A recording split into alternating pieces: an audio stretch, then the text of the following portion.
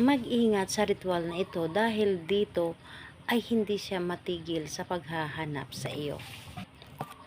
Hello mga guys, kumusta kayo? Panibagong araw, panibagong video na naman tayo. And sa araw na ito ay sana naman video ang aking tuturo sa inyo ng simpleng gabay o simpleng pamamaraan na makakatulong sa atin. At bago ang lahat, gusto ko lang mag-disclaimer sa mga taong hindi naniniwala at hindi gusto mga kagaya na itong video. Please skip this video at maghanap kayo ng videos ng gustong gusto nyo dahil ang video na ito ay para lamang ito sa mga taong naniniwala and gusto mag-try. Sa lahat po ng mga nagko-comment dito sa aking video dito sa loob ng aking channel, mag-iingat sa lahat ng mga nagre-reply sa inyo na dinadala kayo sa kanilang WhatsApp mo app upang makaiwas po tayo sa scam. Ngayon po ituturo ko sa inyo paano nga ba siya hindi matigil sa paghahanap sa inyo.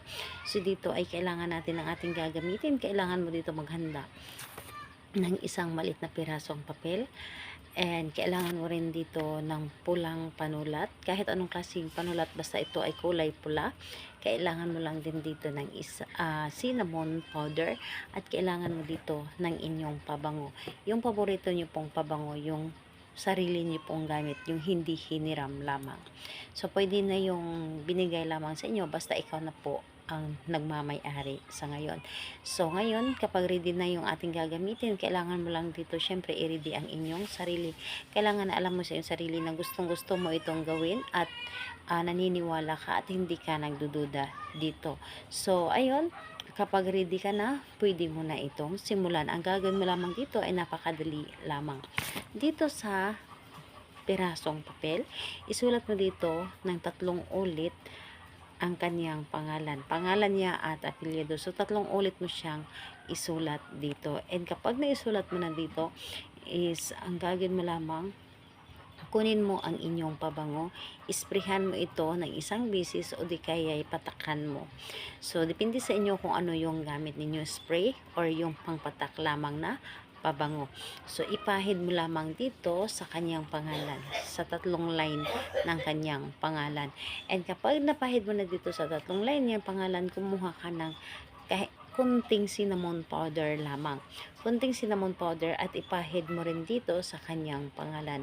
At itupi mo lamang ito ng isang beses.